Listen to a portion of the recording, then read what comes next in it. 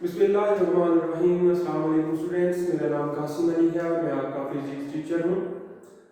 Student, हम अपनी first year physics का चैप्टर नंबर 3 जिसका नाम था मोशन एंड फोर्स, इस चैप्टर को डिस्कस करते हुए आ रहे थे और इस चैप्टर के जो टॉपिक्स थे हमने उनको स्टडी करना स्टार्ट कर लिया और अपनी कुछ प्रीवियस वीडियोस हमने इसी चैप्टर के अबाउट बनाई और नेक्स्ट हम मूव करने जा रहे हैं आज इसी चैप्टर के एक न्यू टॉपिक की तरफ जिसका नाम है इक्वेशंस ऑफ मोशन। और इक्वेशन ऑफ मोशन स्टूडेंट, इसका जो वास्ता है आपके साथ 9th क्लास में पढ़ा था, ठीक है। 9th क्लास में चैप्टर नंबर 2 के अंदर ही इसके मतलब आपको बताया गया इक्वेशन ऑफ मोशन यानी न्यूटन्स इक्वेशन ऑफ मोशन। तीन इक्वेशन उधर बताई गई, फर्स्ट, सेकंड एंड थर्ड। तीन इक्वेशन है स्टूडेंट मोशन की और ये तीनों ही आपको बताई गई थी 9th क्लास में, ठीक है, 9th क्लास की फिजिक्स में। तो उधर जो था आपके पास वो ब्रीफ डिस्कशन कह सकते हैं आप उधर, यानी उसकी जो इक्वेशन की जो डेरिवेशन थी वो आपने 9th क्लास से ही सीखनी है, ठीक है। इसके अब जब इस क्लास में हमारे पास फर्स्ट ईयर में वो डेरिवेशन नहीं बताई गई, सिर्फ बताया गया है कि इक्वेशन ऑफ मोशन को हम कैसे और कहां यूज कर सकते हैं, ठीक है।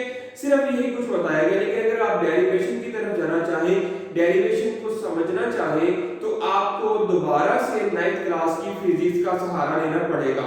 क्योंकि 9th क्लास की फिजिक्स में इसकी जो डेरिवेशन है वो कंप्लीट डेरिवेशन बताई गई है डिटेल के साथ, आपको उधर से समझ आ जाएगी। लेकिन इधर इस केस में हमने अपने टॉपिक के रिलेटेड रहना है, अपने बुक के अकॉर्डिंग चलना है, हमने इजाफी काम नहीं करेंगे, ठीक है। क्योंकि ये आप पहले से पढ़ के आ चुके हैं, तो अभी आज हम जो स्टडी करेंगे वो जस्ट यही पढ़ेंगे कि इन इक्वेशन के मतलब ये इक्वेशन क्यों जरूरी थी, क्या बताया जा रहा है इनके मतलब, वही आज हम स्टडी करेंगे। इधर कहते हैं consider a body is moving with uniform acceleration along a straight line, कि अगर आपके पास एक बॉडी है वो यूनिफॉर्म एक्सेलरेशन के साथ एक स्ट्रेट लाइन में मूव कर रही हो।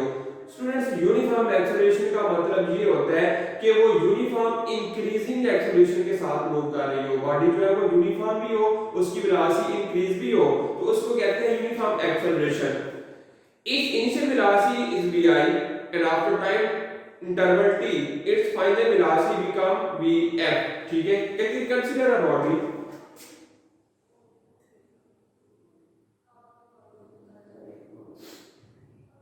consider a body is moving with uniform acceleration, moving with uniform acceleration. Its initial velocity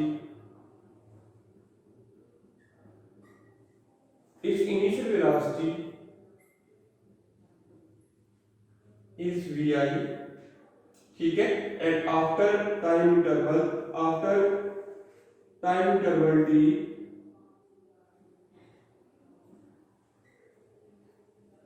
after time interval t, कुछ टाइम गुजरने के बाद उसकी जो वेलोसिटी क्या हो गई, इट्स वेलोसिटी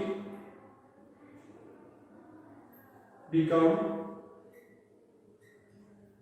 vf, ठीक है। एक बॉडी थी आपके पास, वो यूनिफॉर्म एक्सेलरेशन से मूव कर रही थी, यूनिफॉर्म एक्सेलरेशन में मूव करते वक्त उसकी जो इनिशियल वेलोसिटी थी वो भी आई थी और कुछ टाइम गुजरने के बाद, टाइम कितना गुजरा, t टाइम गुजरने के बाद उसकी जो वेलोसिटी थी वो होगी आपके पास vf, ठीक है। तो उसके बाद देन जो आपके पास इक्वेशन ऑफ मोशन आएगी, इस लिहाज से वो क्या आएगी, पहली इक्वेशन स्टूडेंट आपके पास क्या आती है, equation number 1 vf is equal to vi plus at। दूसरी इक्वेशन की अगर बात करें तो दूसरी इक्वेशन आपके पास आती है 2as is equal to 2as is equal to vit plus half at का स्क्वायर। अगर तीसरी इक्वेशन आपके पास आती है, अगर फोर्थ में एक इक्वेशन इधर आप इन्होंने ड्राइव की हुई है, ठीक है, न्यू इक्वेशन आप कह सकते हैं उसको, ये आती है, सॉरी ये सिंबल s था, s is equal to V I T plus half A T का स्क्वायर, और थर्ड वाली पे आता है 2as is equal to V F का स्क्वायर माइनस वी आई का स्क्वायर। ठीक है, अब जो फोर्थ वाली आपके पास आ रही है वो आ रही है is equal to V I plus V I plus V T divided by 2। ठीक है, और मल्टीप्लाई बाय टी। ये आपके पास इक्वेशन आ जाती है, इक्वेशन नंबर 4। ठीक है, 9th क्लास में हमने तीन इक्वेशंस को स्टडी किया, तीन इक्वेशन को ड्राइव भी किया, लेकिन इस केस में अब हमारे पास इस क्लास में जो फोर्थ भी आ रही है, फोर्थ इक्वेशन ऑफ मोशन। लेकिन बेसिकली जो इक्वेशन ऑफ मोशन है वो पहली तीन ही है, चौथी जो है वो इन्हीं से रिलेटेड वो ड्राइव हुई है आपके पास। ठीक है, आपने याद रखना है उसको। तो स्टूडेंट कहते हैं how to apply these equations in problems, के प्रॉब्लम्स में इन इक्वेशंस को हम कैसे अप्लाई करते हैं। ठीक है, जब आप न्यूमेरिकल्स वगैरह सॉल्व करते हैं तो उस वक्त जब आपने इन इक्वेशंस को अप्लाई करना हो तो आप कैसे अप्लाई करते हैं ये हम देख लेते हैं। कहते हैं these equations are useful only for linear motions with uniform acceleration. ठीक है, ये वाली जो इक्वेशन है यूजफुल है कब? Only for linear motion and uniform acceleration. Uniform motion और लीनियर एक्सेलरेशन के लिए ये जो वाली जो इक्वेशन है वो यूजफुल है। कहते हैं how to apply these equations, how to apply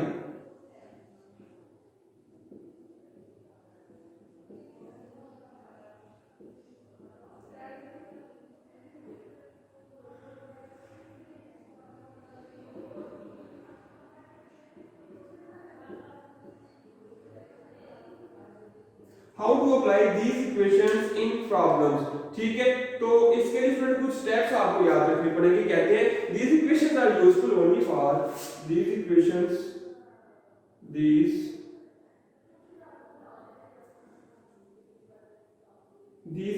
are useful only for uniform linear motion, motion जो है वो लीनियर हो, linear motion and uniform acceleration, और एक्सेलरेशन जो आपके पास वो यूनिफॉर्म हो, यूनिफॉर्म एक्सेलरेशन। ठीक है, पहली बात आपके पास याद रखिए इक्वेशन तब लगेगी जब आपके पास जो मोशन है वो लीनियर हो, एक्सेलरेशन है जो यूनिफॉर्म हो।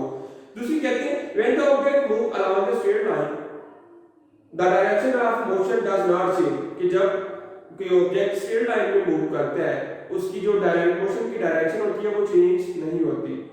In case such cases all vectors can be treated like scalars. In case, इस केस में जो होता है जितने भी वेक्टर्स होंगे सारे के सारे क्या कहलाएंगे? स्केलर्स के तौर पर ट्रीट किए जाएंगे। क्योंकि अगर किसी की डायरेक्शन चेंज नहीं हो रही तो हम कहते हैं कि ये आपके पास एक स्केलर क्वांटिटी है। ठीक है, वेक्टर क्वांटिटी होती है वो है जो डायरेक्शन को रिप्रेजेंट करे, लेकिन इनकी डायरेक्शन तो सेम रहती है, चेंज नहीं होती। कहते हैं if when the object moves along a when the object when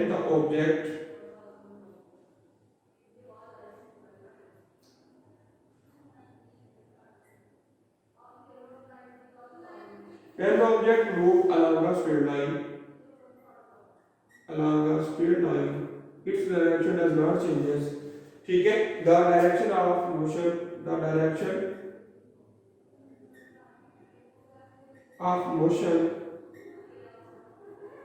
does not changes।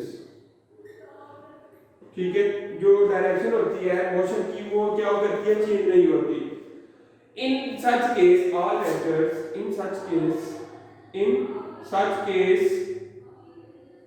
Vectors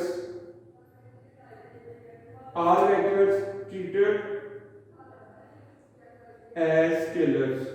तमाम वेक्टर्स को हम एज अ स्केलर ट्रीट करेंगे, ये भी आपने याद रखना है। फिर फोर्थ कहते हैं in problems where vectors can be treated like scalars the direction of initial velocity is taken positive.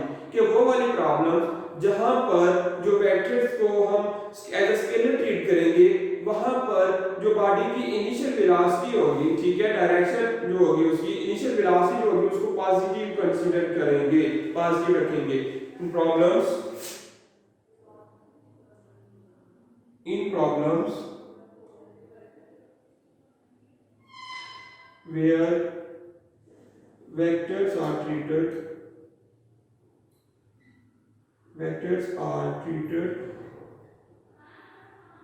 like scalars, their initial velocity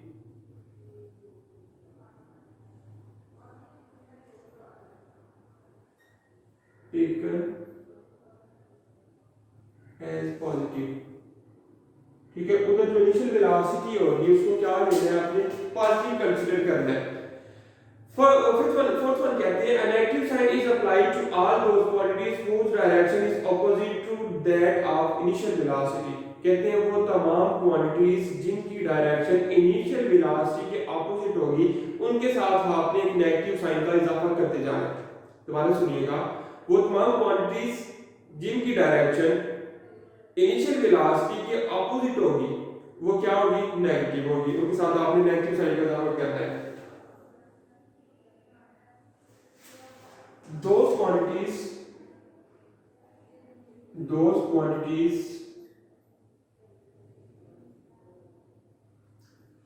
whose initial velocity whose direction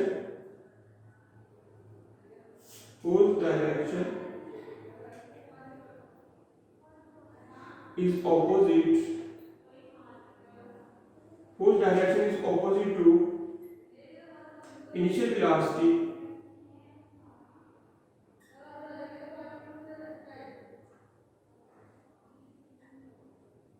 negative sign is added, negative sign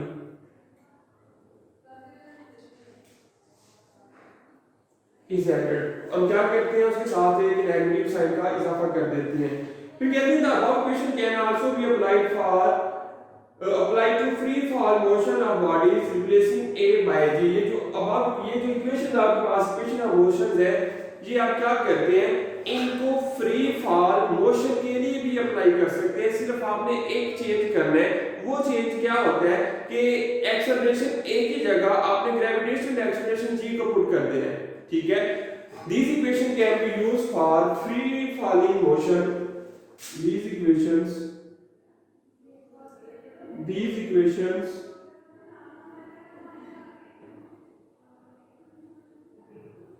can be used for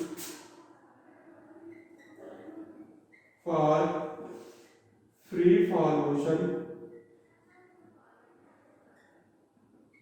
these equation can be used for free fall motion। ठीक है, free fall motion के लिए भी इसको use किया जा सकता है। सिर्फ आपने क्या करना है, अब bodies free fall motion replace करते हैं आपने रिप्लेसिंग A by G। सिर्फ आपने A को G के साथ रिप्लेस कर देना है। तो इस केस में आपके पास जो मोशन की इक्वेशन बनेगी वो बन जाएगी फ्री फॉल बॉडीज के लिए। ठीक है, फ्री फॉल बॉडीज के लिए बन जाएगी। ये आपने 5 स्टेप्स याद रखने थे। पहले स्टेप में कहते हैं कि जो ये इक्वेशन कब एप्लीकेबल है, जब आपके पास मोशन लीनियर हो और एक्सेलरेशन यूनिफॉर्म हो, पहली बात। दूसरी बात कहते हैं कि जब कोई ऑब्जेक्ट स्ट्रेट लाइन में मूव करता है उसकी डायरेक्शन चेंज नहीं होती, और इस केस में जो तमाम वेक्टर्स होते हैं उनको एज अ स्केलर ट्रीट किया जाता है। फिर कहते हैं कि वो तमाम वेक्टर्स जिनको एज अ स्केलर ट्रीट किया जाता है उनकी इनिशियल वेलोसिटी को हम पॉजिटिव लेते हैं। वो तमाम वेक्टर्स जिनको हम स्केलर ट्रीट करते हैं उनकी इनिशियल वेलोसिटीज को हम पॉजिटिव लेते हैं। ठीक है, फिर कहते हैं कि वो तमाम वेक्टर्स, ठीक है, वो तमाम क्वांटिटीज जिनकी डायरेक्शन इनिशियल वेलोसिटी के ऑपोजिट हो उसके साथ हम एक नेगेटिव साइन लगा देते हैं। फिर कहते हैं ये जो इक्वेशंस है इनको as a free fall bodies की इक्वेशन के लिए तौर पर भी इस्तेमाल किया जाता है। जैसे आपने रिप्लेस कर देना है A के साथ G को, A की जगह G लगा दे तो ये बन जाएगी फ्री फॉलिंग बॉडीज की मोशन के लिए। ठीक है, अब कहते हैं about acceleration due to gravity. About acceleration due to gravity जो आपके पास ये G आ रहा है, व्हाट इज G? अबाउट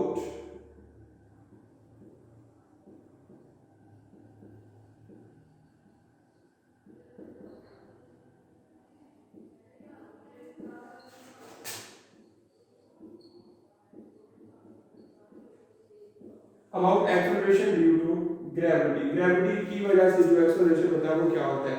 कहते हैं in the absence of air all bodies fall freely near the surface of the earth. In the absence of air, in the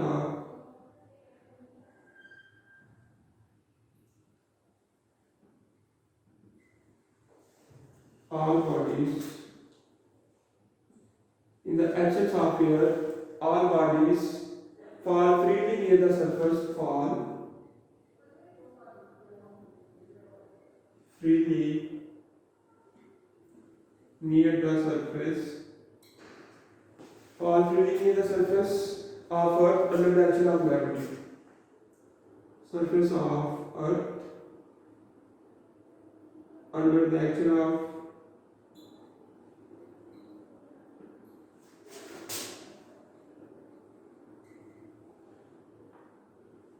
under the action of gravity with uniform acceleration called, with uniform acceleration, with uniform acceleration,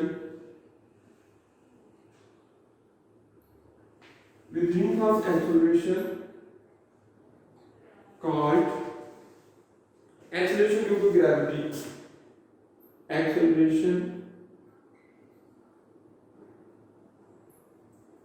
due to gravity represented by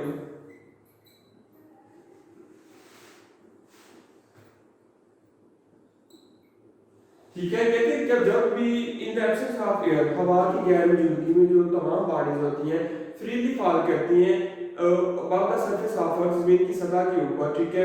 और उस वक्त उनका जो acceleration होता है वो uniform होता है, और यूनिफॉर्म एक्सेलरेशन होने की वजह से इसको हम कहते हैं एक्सेलरेशन ड्यू टू ग्रेविटी, और इसको हम रिप्रेजेंट करते हैं जी के साथ, ठीक है। जी के साथ इसको रिप्रेजेंट किया जाता है। कहते हैं इस average value near the surface of earth is taken as 9.8 metre per second square. It's average value, its average value near the surface of earth, its average value near the surface of earth is taken as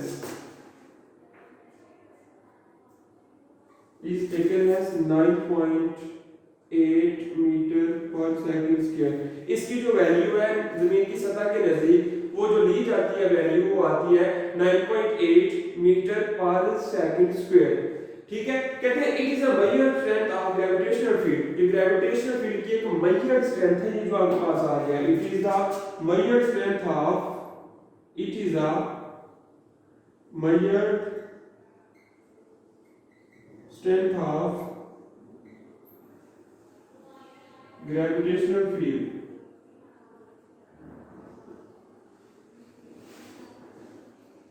it is the measure strength of gravitational field। कहते हैं the value of g decrease with height as well as depth and it has a maximum value at the poles, ठीक है। कहते हैं the value of g is called gravitational acceleration। the value of g decrease with height,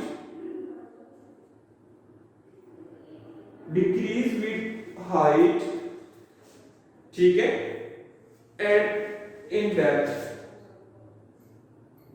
गहराई और ऊंचाई में जो जी की वैल्यू होती है वो डिक्रीज होती है, ठीक है। जब आपके पास कोई बॉडी है वो जमीन के नीचे चला जाए तब भी उसकी वैल्यू कम, जब जमीन से बहुत ज्यादा ऊपर चला जाए तब भी उसकी जो वैल्यू होती है वो कम होती है। कहते हैं and it's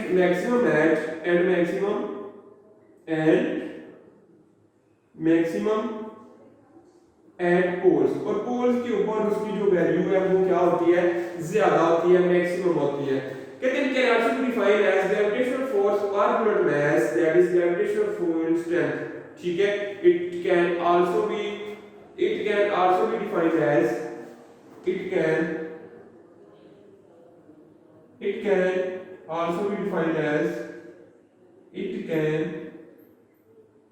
also be defined as It can also be defined as gravitational force per unit mass. Gravitational force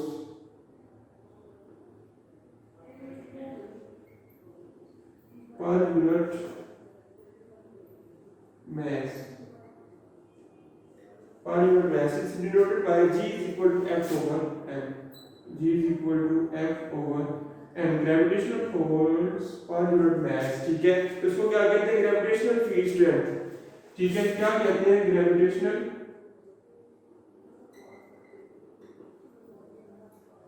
field strength. ठीक है, ग्रेविटेशनल फील्ड स्ट्रेंथ भी इसको कहते हैं. तो स्टूडेंट ये तो आपके पास इक्वेशन ऑफ मोशन की. इक्वेशन ऑफ मोशन हमारे पास कौन सी थी, कब उनको अप्लाई किया जाता है, कैसे वो बनती है, बनती कब है? जब आपके पास कोई ऑब्जेक्ट यूनिफॉर्म एक्सेलरेशन के साथ मूव करे, उसकी इनिशियल वेलोसिटी v आई हो, उसकी फाइनल वेलोसिटी कुछ टाइम के बाद, टाइम t गुजरने के बाद वेलोसिटी v f हो जाए. इक्वेशन ऑफ मोशन आपके पास ये चार इक्वेशन ऑफ मोशन बनती है. ठीक है, इक्वेशन ऑफ मोशन को हम प्रॉब्लम्स में कैसे लगाते हैं, कैसे यूज करते हैं, ये सारा हमने डिटेल के साथ पढ़ा, डिस्कस किया इसको. उसके बाद आपके पास एक आता है एक्सेलरेशन ड्यू टू ग्रेविटी. ठीक है, about acceleration due to gravity. Acceleration due to gravity क्या होता है, क्या इसकी वैल्यू है जमीन के ऊपर, इसकी वैल्यू मैक्सिमम कब होती है, मिनिमम कब होती है. ठीक है, इसका जो फार्मूला आता है वो क्या आता है, आप इसको डिटेल के साथ डिस्कस कर सकते हैं. हमने किया इस वीडियो के अंदर. आई होप कि आपको समझ लगी होगी. ठीक है, तो स्टूडेंट ये आज के लिए हमारे पास टॉपिक था. टॉपिक का नाम क्या था?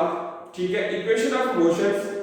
एंड आई होप कि आप इसको अच्छी तरह से समझ भी पाए होंगे. ठीक है, जो कॉन्सेप्ट मैं देना चाह रहा था आपने इसको पिक कर लिया. ठीक है, तो मिलते हैं हम अपनी नेक्स्ट वाली वीडियो में अपने एक अगले टॉपिक के साथ. तब तक के लिए मुझे इजाजत दीजिएगा. अल्लाह हाफिज. वीडियो पसंद आई तो लाइक करें, अपनी राय कमेंट करें. ऐसे ही मजीद वीडियोस के लिए हमारा चैनल सब्सक्राइब करें और बेल का आइकन दबाएं ताकि आपको हर वीडियो का नोटिफिकेशन मिलता रहे.